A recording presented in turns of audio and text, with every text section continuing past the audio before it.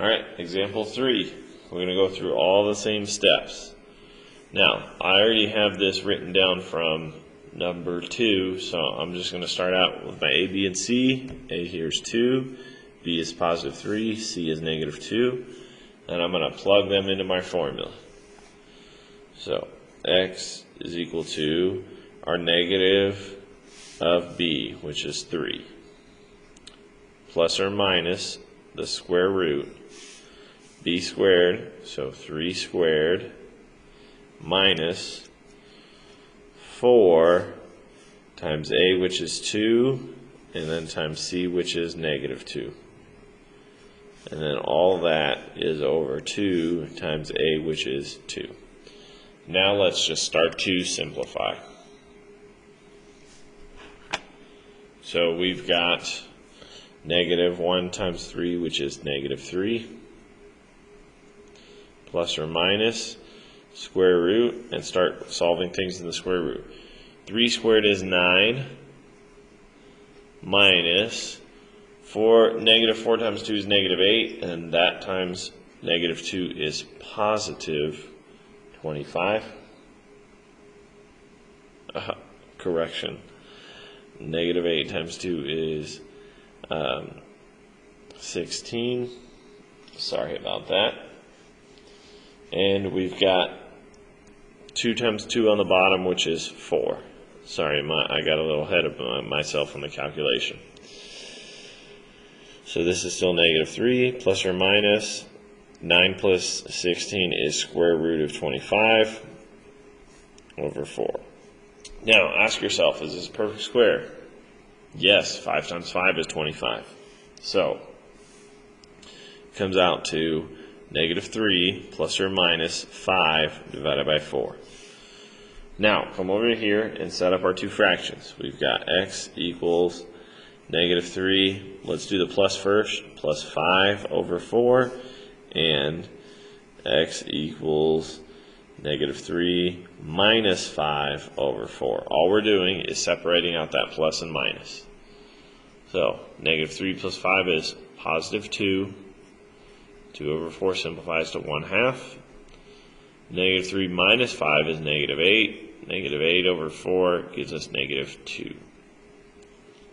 So our two values for x are negative 2 and 1/2. Now, let's try number 6.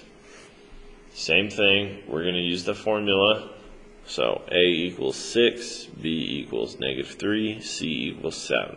And let's start to plug it in. So our x is equal to negative b. This time b is negative 3. Every time we plug in, put it in parentheses, and it'll make sure you get all your signs correct. B squared, so negative 3 squared minus 4 times a, which is 6, times c, which is 7, over 2 times 6. Now, negative 3 is going to be positive 3, plus or minus the square root, negative 3 squared, which is 9, minus 4 times 6, which is 24, times 7, which comes out to negative 168. And 2 times 6 is 12. Now let's just subtract those. We get 3 plus or minus the square root of 9 minus 168, which is negative 159 over 12. Now, I want you to try putting this in the calculator and tell me what you get.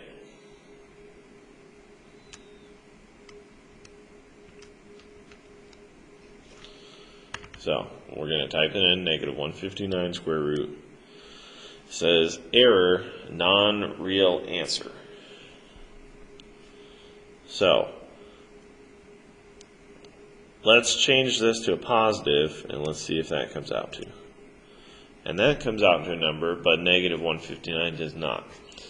whenever you're using the formula, if you get a negative square root, there is no real answer.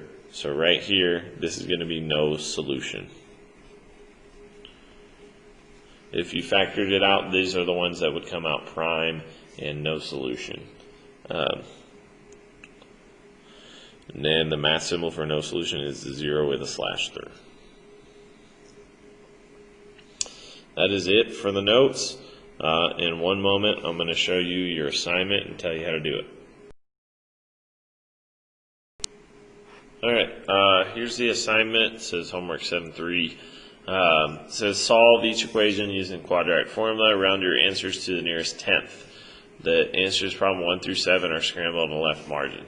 So if you look on the left side, you've got negative 3, 0.5, negative 0.6, negative 1, positive 1, negative 2.7. All these are answers for your problem. Because over here, each x value will have 2 answers. So write out your a, b, and c, use the quadratic formula, and then get your x equals answer. Let's say for this first one you get like negative 3 and 0.5, so you put x equals negative 3, comma, 0.5, and then you would cross out those two from your box. So all of your answers are going to show up over here. Alright? And yes, one of them does show up as no solution, so be careful when you do these. If you look on the back, problems 8 and 9, those are bonus. If you want to do those for extra points and you get them right, I'll give you extra points, but I'm not going to count those against you. Just get the first 7 done. Alright? Good luck on your assignment, guys.